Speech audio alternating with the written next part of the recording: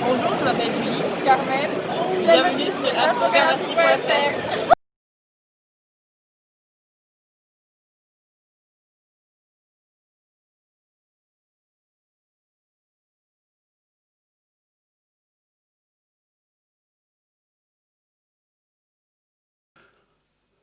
Egunon Deneri, bonjour à tous nos auditeurs et auditrices qui nous écoutent sur infographie.fr. Aujourd'hui, j'ai immense plaisir de recevoir un grand artiste peintre. Bonjour. Bonjour Alassane. Comment vous appelez? Je m'appelle Sandra Dessalines, c'est mon nom d'artiste. D'accord. Parlez-nous un peu, depuis quand vous avez commencé à peindre? Bon, c'est une grande histoire. En fait, j'ai commencé toute petite. À l'âge de 4-5 ans, je me suis rendu compte que j'avais une grande sensibilité à la peinture, à l'art. Et voilà, je me suis rapprochée à ça, mais après j'ai laissé tomber, j'ai fait les études classiques. Et je suis venue en France et je me suis investie vraiment dans l'art à partir de 2010, juste après le tremblement de terre qu'il y a eu en Haïti à ce moment-là. Et j'ai ressenti comme un devoir de parler de mon pays sous un autre regard et j'ai choisi l'art qui fait partie de ma vie et de ma sensibilité. Qui vous a donné envie de peindre? Peigner plutôt. Ce qui m'a donné envie, c'est, comme je t'ai dit, c'est juste après le tremblement de terre. L'envie est venue, en fait, c'était comme une obligation, une, un devoir de parler pour ceux qui sont partis, pour ceux qui n'ont pas de voix et pour ceux qui sont plus là, en fait. Et le seul moyen que j'avais trouvé, c'est de m'exprimer à travers l'art. C'est ça l'envie. Et par exemple, vos tableaux, ça parle de quoi? En fait, mes tableaux parlent de Haïti, et précisément, et aussi ils parlent de mes sentiments, de mon enfance, de ce que j'ai vécu, de mon identité aussi en tant que haïtienne. Et mon identité reflète l'histoire de mon pays, Haïti, et aussi l'histoire du peuple noir. Et à travers mes œuvres, on peut s'identifier en fait en tant qu'être humain. Et si vous voyez dans ce que je fais, on voit beaucoup le nu, le corps, les gestuels, le mouvement. Moi, je mets beaucoup d'importance dans la physionomie des gens, l'expression, le regard. Que vous inspire? Qu'est-ce qui vous a inspiré? Qui vous inspire pour faire ces tableaux jolis, magnifiques?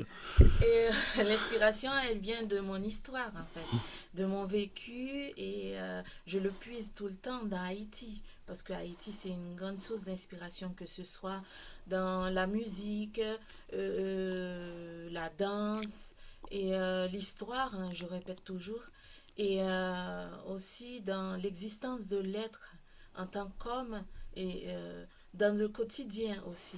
Là, voilà. Parce qu'Haïti, il faut dire, c'est pas loin des États-Unis, de Miami, je pense. Puis c'est une île. Je crois que c'est le premier, je ne sais pas si on appelle un continent noir, parce qu'il y avait des esclaves aux États-Unis qui sont. Parlez-nous un peu, Oui, parce que mais Haïti, l'histoire. c'est une longue histoire, hein, parce que moi, je suis très passionnée d'histoire et surtout l'histoire de Haïti. Et c'est une très longue histoire. En fait, ça a commencé avec la découverte de l'Amérique par Christophe Colomb.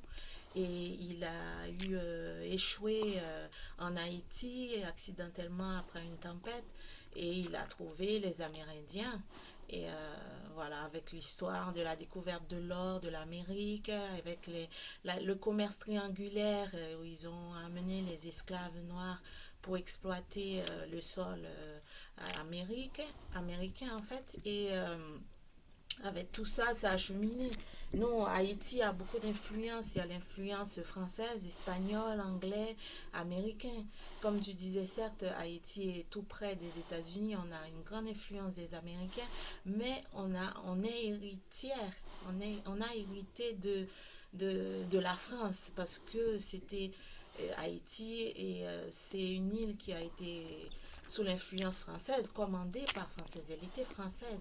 Et elle a pris son indépendance juste après la Révolution française.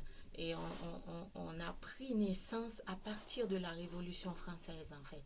Et Haïti est ce qu'elle est maintenant grâce à tout ça, grâce à son passé colonial, grâce à son influence américaine, espagnole. Et en fait, Haïti, c'est un tout.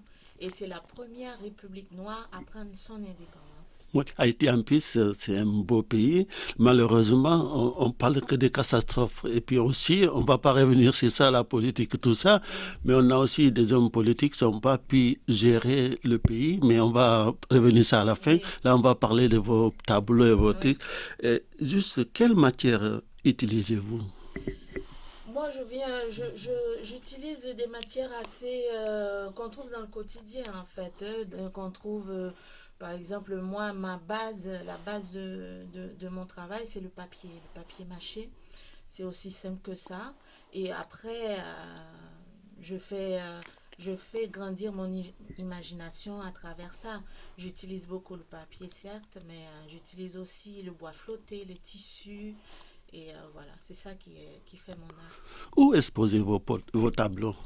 Eh bien, moi, j'ai commencé, c'est vrai, j'ai commencé mes débuts ici et avec d'autres associations qui sont basées soit à Saint-Jean-le-Vieux ou bien avec une association qui est à Baïgori. Après, moi, j'évolue plus vraiment sur les réseaux sociaux et avec mes publications, mes communications, j'ai su intéresser d'autres associations qui sont encore plus engagées. C'est des associations qui travaillent sur la mémoire de l'abolition de l'esclavage, sur la mémoire de l'esclavage en fait. Et ça m'a amené à exposer à Nantes, à Bordeaux, à Paris, à Miami, à Bruxelles. Et voilà, c'est ça. Je me suis fait connaître comme ça. Ça va vous prendre combien de temps pour faire un tableau? Combien de temps ça vous prend? Et ça dépend de... Parce qu'il ne faut pas oublier que je suis mère au foyer, parce que je gère déjà ma famille, mes enfants, et je navigue entre mon travail, que je travaille à la maison, et ma famille. Et un tableau, il peut me prendre... ça dépend de la dimension ou le nombre de personnages que je mets dedans, et ça peut me prendre un mois entre la confection, parce que je sculpte, mes tableaux sont un peu en trois dimensions, je sculpte, après il faut que ça sèche et le temps de séchage, après il faut que je le peigne et ça me prend un mois à peu près. Est-ce que vous avez eu des sollicitations des galeries par ici, gauche à droite ou... Par ici non, parce que comme on dit l'adage, nul n'est prophète dans son pays. Et puis aussi le thème que j'aborde et la plupart des galeristes ne sont pas intéressés. Et moi, pour le moment, je travaille essentiellement avec les associations qui sont engagées sur le thème que j'aborde. Et les galeristes, peut-être ça viendra, mais je suis quand je serai grande, peut-être. Si vous avez Voilà. toujours voulu faire ça, Comment? vous avez toujours voulu faire ça? Oui, j'ai toujours voulu faire ça parce que c'est l'artiste, c'est moi en fait. Je suis artiste, je vis avec ça et c'est vrai, j'ai pris beaucoup de temps à l'accepter, à me l'avouer en fait. Et le déclic, je l'ai eu en 2010. Maintenant, je peux dire que vraiment, je suis une artiste confirmée et je suis fière de l'être. Merci beaucoup. Est-ce que vous arrivez à vivre de ça ou ça c'est secondaire, votre passion? Vous savez, comme ils disent, c'est rare un artiste qui arrive à vivre de son art, hein, en fait. Et avec la situation actuelle, ça n'a pas arrangé les choses. Mais c'est vrai que quand j'expose, j'arrive à être autonome, à sortir de mes frais. Et c'est vrai que c'est du boulot aussi, mais pour le moment, je ne peux pas dire que je vis de mon art. Et au niveau économique, mais émotionnellement, je vis de mon art. Est-ce que vous avez un peintre préféré ou un artiste plasticien préféré? Alors, alors, j'ai deux artistes plasticiens qui m'ont vraiment, je peux dire que c'est des coups de cœur. C'est Marc Petit, il s'appelle, et c'est un artiste sculpteur français en fait, hein, qui est un peu plus dans l'expressionnisme où les formes sont un peu élancées. Et, voilà, j'aime bien aussi le mouvement de ce sculpteur. Et aussi, il y a Rémi Trottereau, c'est un artiste plasticien aussi qui habite dans le Gers, qui est super. Et je trouve que ses œuvres sont vraiment émouvantes et je crois que je me rapproche plus de ces deux-là que certains. Aussi, vos œuvres, ça me rappelle, il y a un Sénégalais qui s'appelle Ousmane Sow, qui est mort il n'y a pas longtemps, je crois, à 83 ans. Il était membre d'Académie française. Il a exposé à Pont-Neuf et au Palais de Luxembourg. Oui. Ça ressemble un peu à ce que vous faites. Et lui, le monsieur, là, un grand monsieur qui le faisait, malheureusement, là, il a reconnaissance tard. Est-ce que vous le connaissez ou vous avez entendu parler? Ben oui, c'est vrai qu'à chaque fois qu'on voit mes œuvres, on me compare avec Ousmane Sow. Et franchement, je peux te dire, j'ai des frissons là quand tu émanes son nom, tu évoques son nom. En fait, je me sens vraiment flattée que mes œuvres soient comparées à celui de Ousmane Sow. Et c'est vrai que j'espère que s'il était vivant, il allait être fier de moi, parce que c'est vraiment un grand honneur de comparer mon travail avec Ousmane Sow. Est-ce que vous écoutez de la musique ou vous lisez des livres ou qu'est-ce que vous faites en dehors de peine? Qu'est-ce que vous faites? C'est vrai que j'écoute beaucoup de la musique, hein. La musique haïtienne, c'est vrai que a une très grande influence sur mon travail. Il y a le compas, il y a le vaudou, il y a le racine. Racine, c'est un mouvement dans la musique haïtienne qui parle de la révolution du vaudou. Il y a le jazz aussi qui m'influence beaucoup. Il y a en fait, ma panel de musique est assez large parce que j'adore aussi la musique classique. Et voilà, et en ce moment, je lis beaucoup de la philosophie. Et j'ai découvert Arthur Schopenhauer, j'ai découvert Freud, Kant, et j'ai découvert aussi plein d'autres philosophes. Et c'est un régal pour moi. En plus, pour parler d'Haïti, on connaît un groupe qui s'appelle le Tabu Combo. Je crois qu'ils sont basés aux États-Unis. Le Tabu Combo, ce groupe a bercé mon enfance. Moi, pareil, voilà. Je connaissais tout petit. Voilà, ouais, ça me rappelle dès qu'on parle d'Haïti.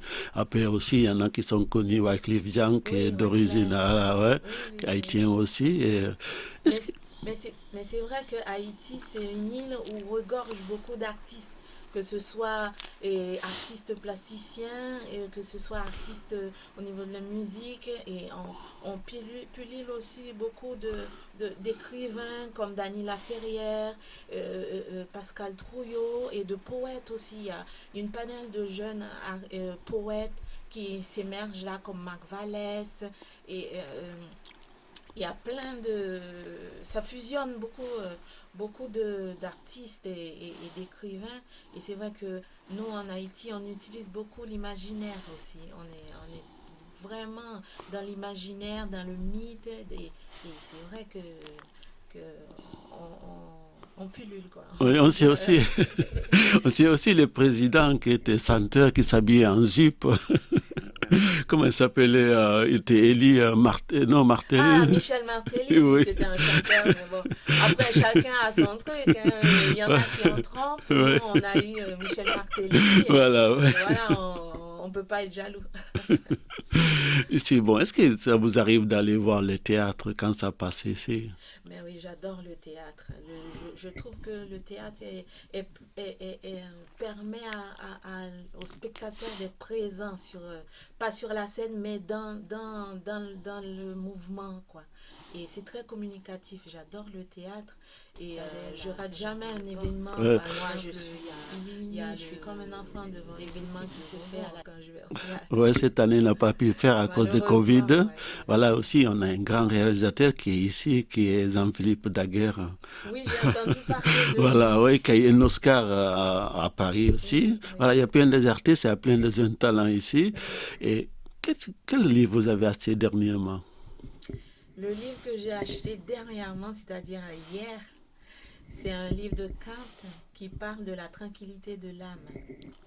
Voilà, parce que je suis vraiment dans la philosophie et je découvre il parle du stoïcisme, comment il faut prendre la vie avec beaucoup de recul et de rester tranquille dans l'âme. Et j'ai pas fini encore, mais une prochaine fois, je te parlerai volontiers. Quelle musique vous avez écoutée la dernière fois? Et de la musique classique, ce matin en plus, parce que j'avais un œuvre à terminer et j'ai écouté Vivaldi. Qu'est-ce que vous avez regardé au dernier moment? Est-ce qu'il y a une série que vous préférez, vous aimez beaucoup? En ce moment, je regarde pas trop des séries parce que je suis vraiment dans mes réalisations. Je préfère lire et aller faire vagabonder mon imagination. C'est ça. Comment vous avez vécu le confinement? Le confinement, je l'ai vécu avec beaucoup de recul. Beaucoup de recul, comme je pense que la plupart des gens. Et de mise au point sur ma vie, sur l'organisation de ma famille. Et avec sérénité, je ne vais pas dire, parce qu'il y a toujours un petit coin d'inquiétude qui est là, parce qu'on est confronté à ce virus et il faut s'adapter aussi. Et voilà. J'étais un peu dans l'équilibre, la sérénité et un peu de. Comment dire. C'est pas attention, mais un peu de. Je faisais beaucoup de précautions, quoi. Est-ce que la famille, c'est important pour vous? Ah oui, la famille, c'est important parce que moi, je viens d'une grande famille où mon père, ils étaient 9 enfants et des cousins, j'en ai plein de cousins et c'était très important la famille. Et mon père disait beaucoup, la famille, c'est une équipe parce que si l'autre est en difficulté, c'est toute l'équipe qui doit se mettre et à côté pour surmonter la difficulté de cette personne qui est en difficulté. Mais pour moi, la famille, c'est le ciment, c'est la base de la constitution d'un être humain. Quand se sent entouré par sa famille, on affronte mieux les difficultés. Est-ce que vous êtes croyant? Ah, croyant, oui, je Ou suis croyant? croyant. Je suis très croyant. À l'existence, à la providence, je suis très, très croyant. Qu'est-ce qu'on peut vous souhaiter pour finir? Eh bien, me souhaiter du succès et que je continue dans ma démarche et que j'évolue dedans. Comment ici, vous êtes accueilli au Pays Basque quand vous Comment êtes je suis arrivé? accueillie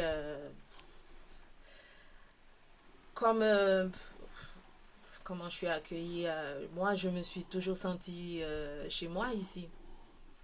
Je me suis sentie acceptée aussi parce que le basque il accueille la personne mais il faut faire ses preuves. Dans la preuve où il faut être digne de confiance. Je pense que c'est une qualité que toute personne a. Quel que soit au Maroc, en Tunisie, ou en Haïti, au Sénégal, on y allait. Il faut que la personne sent qu'il peut vous faire confiance avant de se livrer, de s'ouvrir à toi.